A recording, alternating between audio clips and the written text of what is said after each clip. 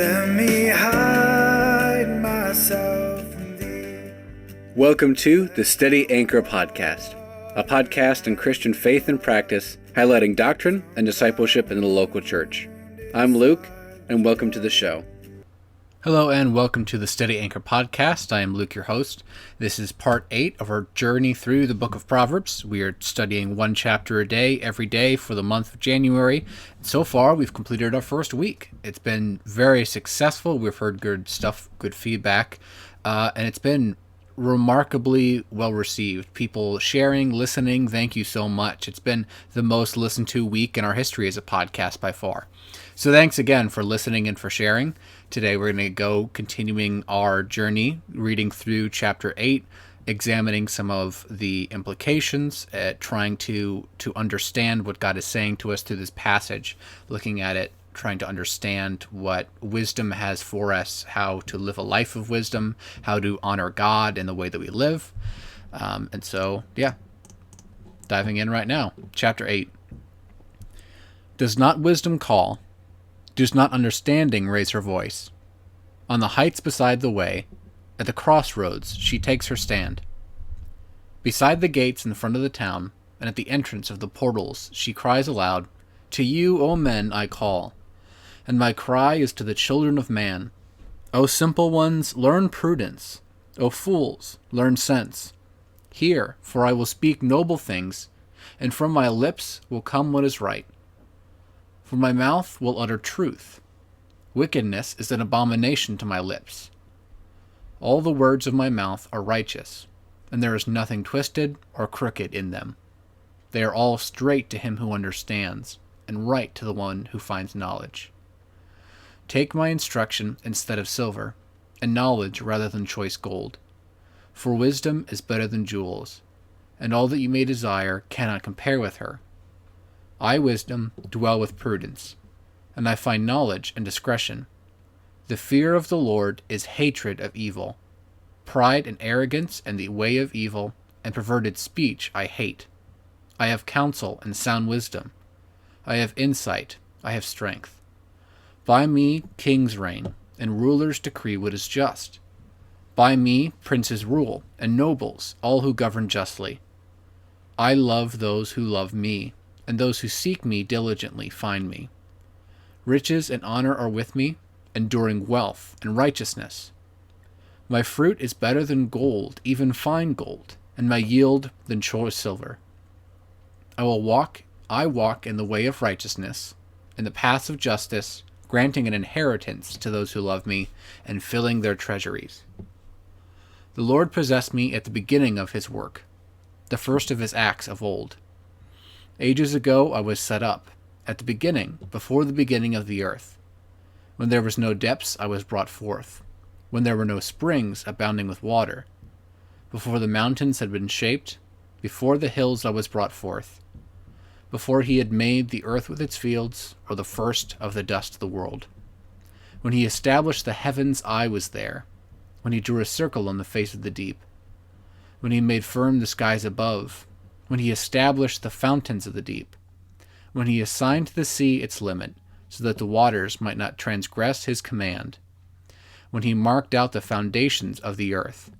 Then I was beside him, like a master workman, and I was daily his delight, rejoicing before him always, rejoicing in his inhabited world, and delighting in the children of men. And now, O sons, listen to me. Blessed are those who keep my ways. Hear my instructions and be wise, and do not neglect it. Blessed is the one who listens to me, watching daily at my gates, waiting beside my doors. For whoever finds me finds life, and obtains favor from the Lord. But he who fails to find me injures himself. All who hate me love death. This is the word of the Lord. So we see in chapter 8, it switches from the commands and the warnings about adultery to another personification of wisdom. It's being presented as if wisdom, Lady Wisdom, is crying out. She's crying out into the streets. She's hearkening that all who would listen, all who were within earshot, would listen to her, would learn from her, would pay heed to her instructions and her warnings. She cries out to the simple ones, the fools, the children of men, learn from me. Come and listen to my words. Come and learn the way that is true, the way that is right, the way that is righteous. Listen to my words and understand them, so that you will walk in the way that is good, so that you will walk in the way of righteousness, so that by wisdom you will please God with the way that you live. So we should always be listening. We should always be listening to the voice of wisdom that is calling us to make good choices, to make wise choices. We should always have an ear out to listen for what is good and what is true. We should not ever give an ear to foolishness. And sometimes that means not necessarily listening to our friends who exhibit this foolishness. We shouldn't be prey to the influence of others if they are not calling by wisdom, if they are not calling out wisdom. Again, thinking of peer pressure, just if you are being tempted, if you're being pulled in by fools and the call of foolishness, do not listen. Rather, listen to Lady Wisdom as she calls, because her fruit are far more worth gaining than all else. That's her riches are better than gold, better than silver, knowledge better than choice gold, wisdom better than jewels. Wisdom also hates pride and arrogance. The fear of the Lord, which we've already established is the beginning of wisdom, is the hatred of evil. So wisdom dwells with prudence. Wisdom is the hatred of evil. It's hatred of pride and arrogance. And this is something that's important for us, because we know that oftentimes people who are well-studied, well-educated, people who are very intelligent will be puffed up and become prideful of their intelligence. We know that the Apostle Paul writes that knowledge puffs up, but love builds up. So with that in mind, we realize this, that if you have intelligence, if you have ways of knowledge, but it leads you to pride, to arrogance, to perverted speech, to evil ways, then you are not truly wise.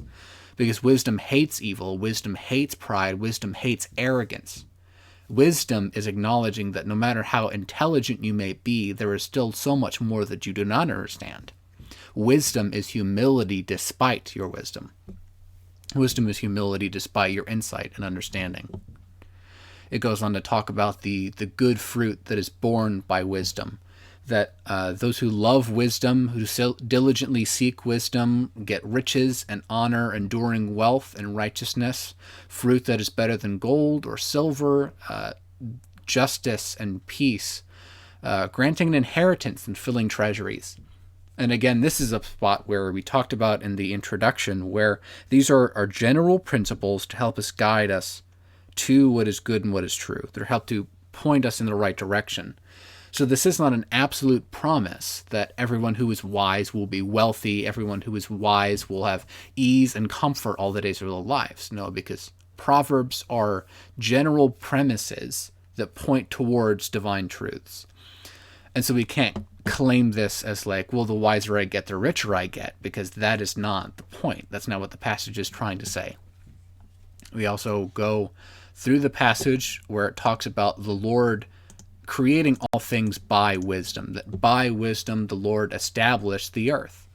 And there's some interesting stuff that scholars and theologians make about the connections here between wisdom personified and the person of Christ, because we know that all things were made and sustained through Christ, through Jesus, and that he has always been with the Father. So there's some interesting parallels here, but in that discussion there's a lot of it's a lot of speculation and not really the point of what we're going through here.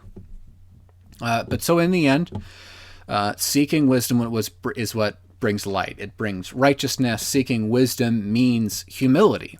It means realizing where you do not have the perfect knowledge. It means realizing your own limitations and trusting that the wisdom by which God founded the earth is the same wisdom that we should live our lives by, because that will lead us into the ways of righteousness and the ways that please God. If you enjoyed this episode, please share with a friend. Please let us know. I hope that you have enjoyed this series with us. We're going to keep going to the very end of the month. So just thanks again. I appreciate it. I hope you have a great day. God bless.